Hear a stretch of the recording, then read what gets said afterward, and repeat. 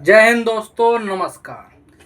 किसी भी तरीके का मोटर व्हीकल लोन आप पे नहीं भरा जा रहा, तो अब बैंक या फिर एनबीएफसी आपका क्या कर सकती है। जी हाँ दोस्तों, अगर आपका कोई भी car loan, bike loan, truck का, गाड़ी का, बस का, ऐसा कोई भी लोन है जो कि अभी तक तो सही तरीके से चल रहा था, आप उसकी पेमेंट टाइम टू टाइम करते हुए आ रहे थे, बट अभी आपकी आर्थिक स्थिति सही नहीं है, आपका बिजनेस सही नहीं चल रहा, या फिर आपने वो गाड़ी टैक्सी वगैरह या फिर कहीं और लगवा रखी है, वहाँ से आपको पैसा नहीं आ पा रहा, और आपकी एक दो चार केस टूट चुकी है या फिर टूटने वाली है, तो ये लोग आखिरकार कर क्या सकते हैं और आप लोग किस तरीके से अपना बचाव कर सकते हो प्रॉपरली वे में, ये भी मैं आप लोगों को आज बताने वाला हूँ। ठीक है, तो हुआ क्या, पिछले कुछ दिनों में हमारे पास लमसम 15 से ज़्यादा केसेस आए हैं। सारे मोटर व्हीकल के हैं, किसी की बाइक है, किसी की कार है, किसी की बस है। ठीक है, कुछ एक दो ट्रक के केसेस थे। उनमें क्या देखने को मिल रहा है, जैसे ही एक किस्त टूटती है किसी भी व्यक्ति की, ठीक है, वो अपनी गाड़ी निकाल के बाहर जाता है रोड पे, या फिर कहीं पर भी लेके निकलता है। जैसा मान लो ट्रक वगैरह हैं, तो वो तो रास्ते में निकलेंगे सामान लेके, है नहीं है, उनका काम ही है भाई साहब। ट्रक अगर आपने लिया है तो अब तो ट्रांसपोर्ट के काम में लगाओगे ना अपना ट्रक, और कहाँ रखोगे उसको, है नहीं। या फिर आपकी कार है, आप कार लेके अपने ऑफिस जा रहे हो, या फिर उसको आपने टैक्सी लाइन में लगा रखा है तो वो बाहर निकली हुई है। तो ये जो रिकवरी एजेंट के दो कौड़ी के भड़वे दलाल, जो मैं जिनको कहता हूँ, ठीक है, ये लोग क्या करते हैं, अपनी गाड़ी भरते हैं, तीन चार लोग आते हैं, आपसे आपकी गाड़ी की चाबी छीनते हैं, या फिर आपकी गाड़ी के सामने बैठ जाते हैं, दो चार पेपर में साइन करवाते हैं और गाड़ी लेके चले जाते हैं। बोलते हैं कि पेमेंट करवाओ तो हम आपको गाड़ी देंगे। तो क्या तरीका है, किस तरीके से आप अपना बचाव एक्चुअली में कर सकते हो, ठीक है, और ये क्या लीगल है मेरे भाई? ये बिल्कुल भी लीगल नहीं है। ठीक है, आपसे आपकी गाड़ी की चाबी तो छोड़ो, आपसे आपकी गाड़ी मांगी तक नहीं जा सकती अगर आप किस्त नहीं भी पे कर रहे हो तब भी। जी हाँ, ये लोग कई बार बोलते हैं ना कि 3 किस्त टूटने के बाद आपको गाड़ी हमें देनी पड़ेगी, या फिर भाई साहब आपको एक किस्त के बाद ही हम गाड़ी उठा के ले जाएंगे। कई बार क्या होता है, जैसे मान लो आपका कहीं पर काम है, आप पार्क करके गए, ये लोग ट्रैक कर रहा है, पीछे से आके गाड़ी लेके चले गए, समझे। कई बार क्या करते हैं, घर पे आएंगे जब कोई होगा नहीं ना, आप लोग नहीं होंगे, आपकी फैमिली होगी। एक हुआ था वेस्ट बंगाल में, एक केस था मेरे सामने आया था कि वो बेचारा थोड़ा गांव गांव साइड के एरिया में रहने वाला था। ठीक है, अब गांव में इतनी नॉलेज किसी को होती नहीं है ज़्यादातर, तो ये चला गया जरा अपने काम पे, जो भी दिहाड़ी मजदूरी करता था। ठीक है, इसकी बाइक घर पे खड़ी थी, उसकी एक किस्त टूटी थी, आया बंदा गाड़ी उठाने लगा, ये वो सारी चीज़ें हैं ऐसे करके, बट उनके पास हम थे, समझे, हमने उनकी गाड़ी नहीं जाने दी। क्यों नहीं जान दी, क्या वजह होती है? अब तक कम से कम ये जो कार वाले मोटर व्हीकल वाले केसेस हैं, वो मेरे पास 50 से ज़्यादा आ चुके हैं, और 50 से ज़्यादा केसेस में किसी एक केसेस के अंदर भी गाड़ी नहीं गई घर से। क्यों नहीं गई? क्योंकि अपने रूल्स आप लोगों को पता होना चाहिए। ऐसा नहीं है कि आप लोग किस्त पे नहीं कर पा रहे तो ये जो 10वीं फेल रिकवरी एजेंट है ना, ये कोई भी ऐरा गैरा नथु गैरा पेपर उठा के लाएंगे, आपके सामने पेश करेंगे कि भाई साहब हम तो ले जाएंगे, या फिर चाबी छीनेंगे और गाड़ी लेके चले जाएंगे। ऐसा वो लोग नहीं कर सकते। किस स्थिति में आपसे गाड़ी ली जा सकती है, मैं यहाँ पर सारी गाड़ियों की बात कर रहा हूँ, कोई मेरा मतलब ये नहीं है कि अगर मैं बाइक के बारे में बात कर रहा हूँ तो कार नहीं, इसमें सारी गाड़ियाँ हैं। इसमें मेरे भाई बाइक से लेकर ट्रक तक की मैं यहाँ पर बात कर रहा हूँ। ठीक है, जो भी खरीदा जा सकता है।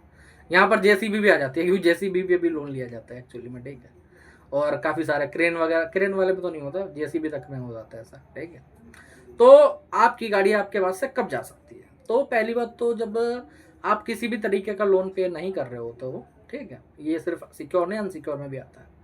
अगर आप कोई भी मोटर व्हीकल का लोन पे नहीं कर पा रहे हो, ठीक है, तो 90 दिन, लमसम 9 to 90 to 94 डेज के बीच में आपका लोन एनपीए होता है। मान लो 3 महीने बाद आपका लोन जाके एनपीए होगा। ठीक है, जब एनपीए होगा, पहली बात तो ये नहीं है कि आपकी गाड़ी 3 महीने के बीच में कोई उठा ले जाएगा, नहीं, 3 महीने तक तो कुछ भी नहीं है।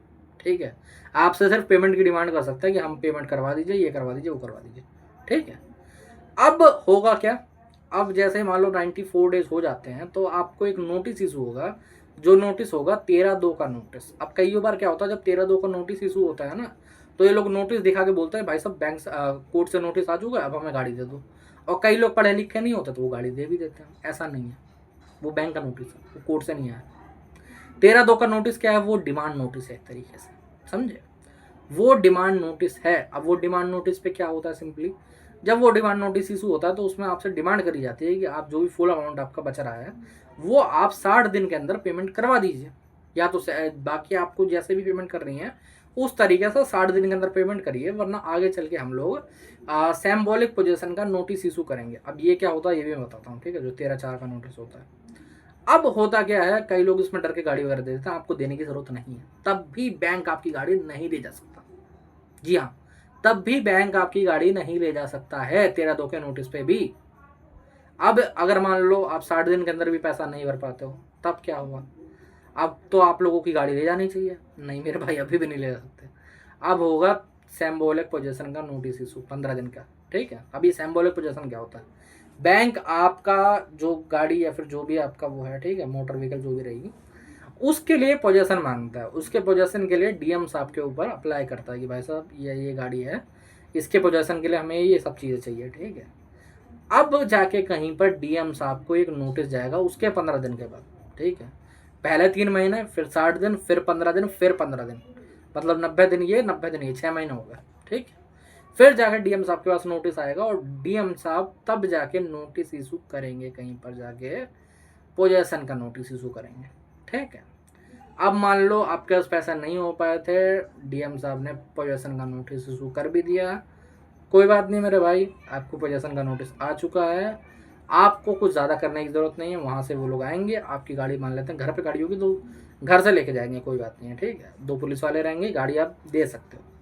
हाँ, ये होना चाहिए कि डीएम साहब का पोजीशन का नोटिस होना ही चाहिए, ठीक है, प्रॉपरली, ओके। एक तरीके से कोर्ट का समन रहता है वो, ठीक है। अभी भी आपकी गाड़ी आपके हाथ से नहीं गई है, अगर अभी भी आपको अपनी गाड़ी चाहिए या फिर उसको आगे जाके यूज़ करना चाहते हैं, तो आप पेमेंट कर सकते हो ऑप्शन से पहले पहले, ठीक है। अब कई भाई लोग बोलते हैं कि सर हमारे पास ऑप्शन का भी पैसा नहीं है, हमारे पास अभी भी दिक्कत है, तो ये रिकवरी वाला आपको कई बार ये भी डराते हैं कि भाई साहब मान लो आपकी गाड़ी बिक जाएगी, उसके बाद भी हम लोग एक्शन लेंगे, उसके बाद भी हम लोग पैसे लेंगे। ऐसा नहीं है। मान लेते हैं आपकी गाड़ी 10 लाख की है, ठीक है, आपकी गाड़ी का ऑप्शन हुआ, आपके ऊपर जो लोन बच रहा है वो सिर्फ 5 लाख का है, ठीक है।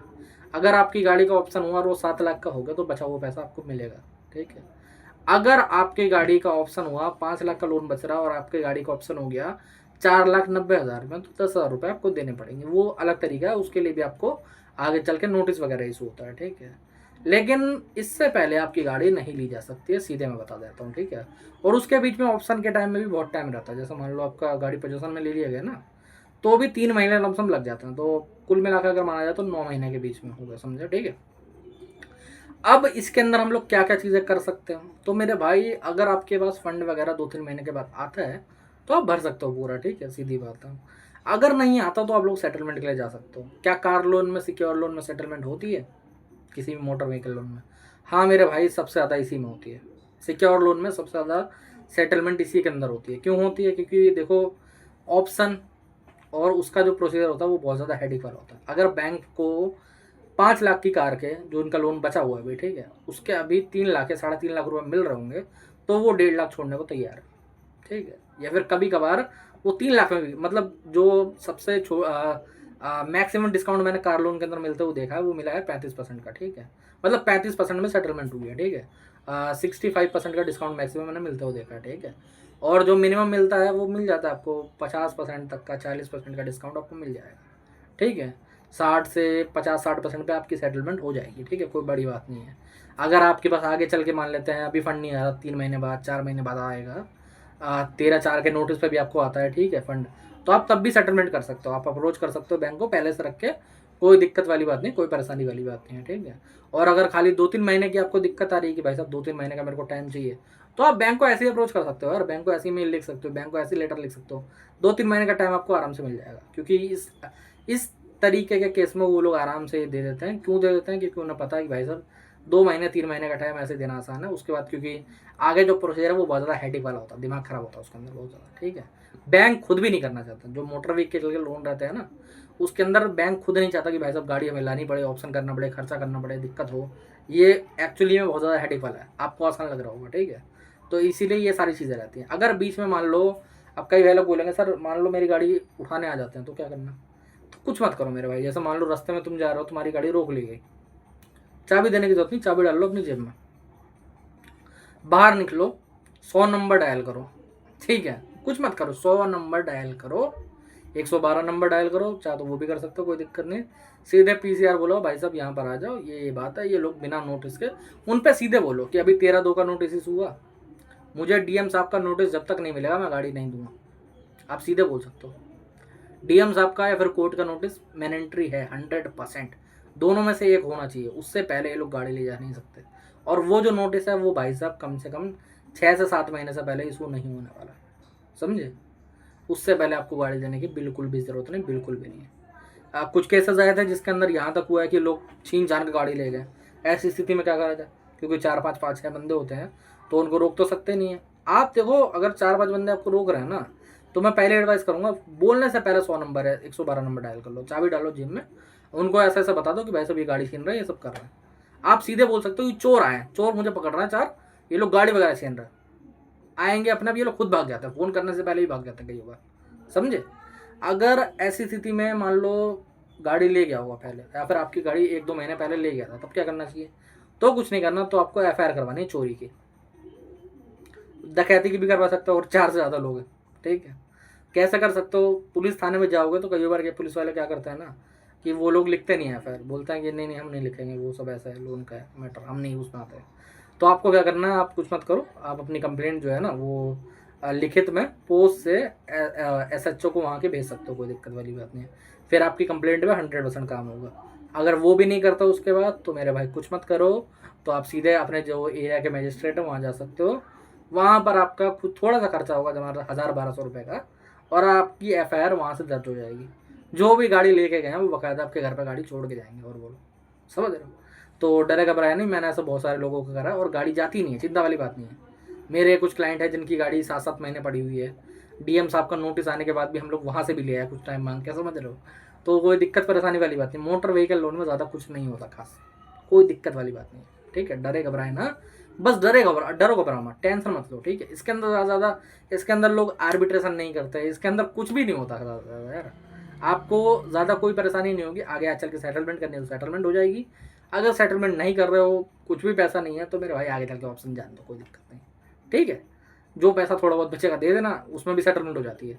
जैसे मैं एक किस्सा बताता हूँ, एक शायद पता नहीं एक तो कोई ट्रांसपोर्ट की गाड़ी थी, मुझे याद है, ठीक है। उसका जो अमाउंट था वो 18 लाख का उसका लोन बच रहा था। वो गाड़ी जो नीलाम वगैरह हुई थी वो आई गेस 12 लाख में हुई थी, 6 लाख बचा हुआ था। तो उस 6 लाख पे सेटलमेंट हुआ था शायद आई गेस 40% पे, तो कोई दिक्कत वाली बात नहीं है।